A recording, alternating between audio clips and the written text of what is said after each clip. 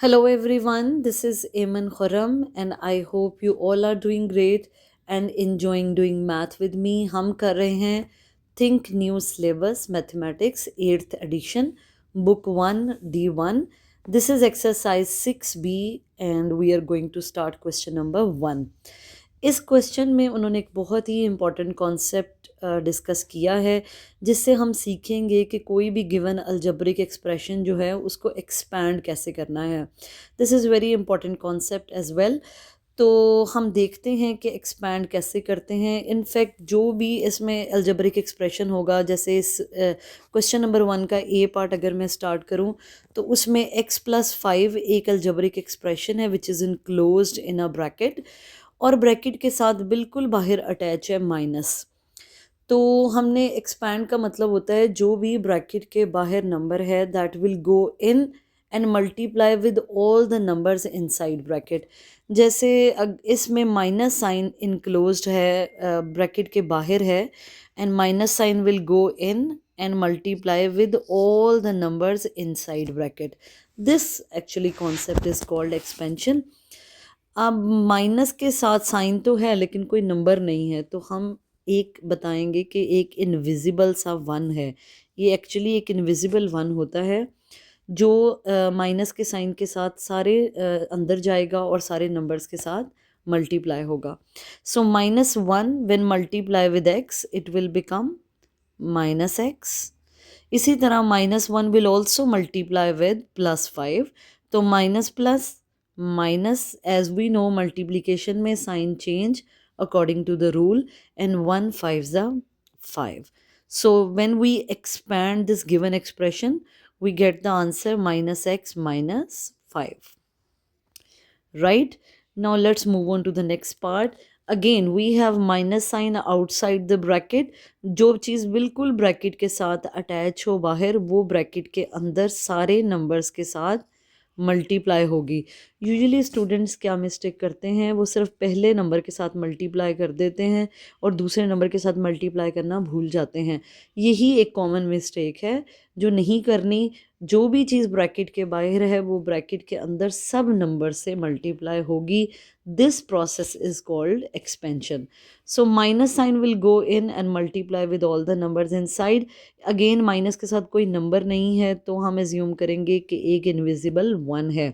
So -1 when multiply with 4 it will become -4, and -1 when multiply with -x it will become minus minus plus, and 1 extra x, so x will come as it is. -4 plus x will be the answer. Now we will do another part. Here we have 8 outside of the bracket और bracket के अंदर हमारे पास है algebraic expression 2y minus 5. इसका मतलब है 8 ना सिर्फ 2y से मल्टीप्लाई होगा, it will also go and multiply with -5. लेकिन 8 का कोई साइन नहीं है. 8 नंबर तो है लेकिन साइन नहीं है, और हमें पता है जब भी किसी नंबर का कोई साइन ना हो तो मतलब इट्स ऑब्वियस कि उसका साइन प्लस होता है. +8 will go and multiply with 2y. 2y का भी कोई साइन नहीं है, मीन्स ये भी प्लस का ही है. Plus plus plus, and 8 when multiply with 2y it will become 16y. Similarly +8 will go and multiply with -5, so plus minus minus, and 8 5s are 40. It will be the answer. That's how we will expand different expressions. अगला part करते हैं. -8 will go and multiply with all the parts inside. So -8 when multiply with 3a, 3a का कोई sign नहीं है, so it will be plus. Minus plus minus, 8 when multiply with 3a it will become 24a. Now -8 will go and multiply with -4b, तो minus minus plus, sign change हो जाएगा according to the rule, and 8 4s are 32 and b will come with it. So -24a plus 32b will be the answer. Now let's go to another part. Here is a little confusion जो बच्चों को हो जाती है usually. अब देखें ये bracket है, राइट? ब्रैकेट के बिल्कुल साथ अटैच है बाहर -b, राइट? ये 5 is, this 5 is not attached to this bracket and has nothing to do with this bracket. It will not go and multiply with the numbers inside bracket, right? So bracket के बिल्कुल साथ attach है ये b, और b का sign है minus, so minus b will go in and multiply with all the numbers inside.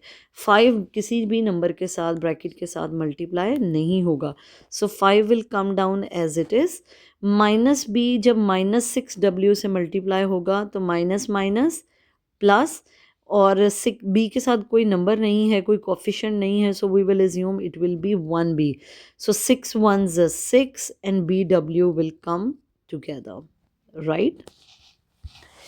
Similarly, -1b will go and multiply with 2 plus 2x. So minus plus minus, and 1 2s are 2 and bx will come with it. So it will be the, this will be the answer, right? Now we will move on to the next part. Here 13 has nothing to do with the bracket numbers because this is not attached with the bracket. What actually is attached with the bracket is this 3c plus 3c, right? So plus 3c will go and multiply with all the numbers inside bracket. So how we will solve it? 13 will come down as it is. Plus 3c when multiply with minus y, तो plus minus minus 3 1s are, y के साथ कोई number नहीं है तो we will assume it will be 1. 3 1s are 3 and cy, both variables will come as it is, will come together. So plus 3c now will go and multiply with minus 3z, तो plus minus minus 3 3s are 9 और c और z इकट्ठे आ जाएंगे, क्योंकि हमें पता है variables when multiply they start living together, वो हमेशा वो साथ हो जाते हैं, साथ हम उनको इकट्ठे लिख सकते हैं. So that's how we will do the expansion. Hopefully this concept is clear. This is very important concept. एक सेंटेंस से इसको क्विकली समराइज़ करती हूँ. जो भी ब्रैकेट के बाहर नंबर होगा वो अपने साइन के साथ ब्रैकेट के सारे नंबर्स के साथ मल्टीप्लाई होगा. This process is called expansion. अब हम देख रहे हैं, दिस इज़ क्वेश्चन नंबर 2 और ये एक वर्ड प्रॉब्लम है, very easy and very important one. इस वर्ड प्रॉब्लम में they are saying Ken is x years old, right? Ken की अब एज कितनी है? x ईयर्स ओल्ड है. Ken's uncle is now 4 times as old as Ken will be in 5 years. Okay, तो इस statement में वो कह रहे हैं कैन के अंकल की एज आज कितनी है? इतनी है जितनी कैन 5 साल बाद होगी उसका 4 times. तो सबसे पहले हम इसको स्टेप बाय स्टेप सॉल्व करते हैं. हम देखते हैं कि कैन की आज एज क्या है. तो कैन एज नाउ, कैन की आज एज है x ईयर्स, राइट? जिस तरह कोई भी आपकी एज है, तो अगर हमने देखना हो कि आपकी एज 5 साल बाद लेट से क्या होगी, तो जो भी आपकी एज है आप उसमें क्या ऐड करेंगे? हम उसमें 5 ऐड करेंगे. We will add 5. सिमिलरली अगर कोई आपसे पूछे कि आपकी एज 3 साल पहले क्या थी, आपकी अब जो भी एज है आपने 3 साल पहले वाली एज निकालनी हो, तो आप क्या करेंगे? आप उसमें 3 माइनस करेंगे. सिमिलरली कैन की आज एज x है, तो कैन की एज 5 साल बाद क्या होगी, हम कैसे फाइंड आउट करेंगे? हम सिंपल उसमें 5 ऐड करेंगे. कैन एज 5 years लेटर, 5 साल बाद क्या होगी, राइट? तो जो भी कैन की एज है, अगर x है तो x, अगर y है तो y, अगर z है तो z, कुछ भी हो, जो भी आज कैन की एज है हम उसमें 5 सिंपल 5 ऐड कर देंगे, राइट? सम टाइम वो इसी तरह के वर्ड प्रॉब्लम्स एग्जाम्स में देते हैं, लेकिन वो लेटर साल बाद की बजाय वो कह देते हैं कैन की 3 साल पहले जो एज होगी. तो फ़र्ज़ करें अगर कैन की एज अगर आज z है, तो 3 साल पहले कैन की एज क्या होगी? c में से 3 माइनस कर दें, सिंपल. जैसे हम जो भी हमारी आज एज है, हमने देखना हो हमारी 3 साल पहले क्या एज होगी, तो हम उसमें से 3 माइनस कर देते हैं. Similarly we will do these word problems. These are super easy to do. तो हमने इन वेरिएबल्स की वजह से कंफ्यूज नहीं होना कि x है, y है या z है, तो हमने इनको कैसे करना है. We will solve these question exactly the way we do numerical word problems. तो जिसमें हम नंबर्स यूज़ करते हैं बिल्कुल वैसे ही करेंगे. अगेन स्टार्ट से करती हूँ एक्सप्लेन करना. केन की एज आज क्या है? केन की एज है आज x ईयर्स. केन की एज 5 साल बाद क्या होगी? x+5. अब केन के अंकल की एज उन्होंने बताई है. केन अंकल एज क्या होगी वो हमने फाइंड आउट करनी है. लेकिन उसके लिए उन्होंने हमें एक स्टेटमेंट दी है कि केन के अंकल की एज अब जो केन की 5 साल बाद एज होगी उसका 4 टाइम्स है. तो ये है केन की एज जो 5 साल बाद होगी, इसका 4 टाइम्स, मतलब इस पूरे एक्सप्रेशन का 4 टाइम्स. राइट.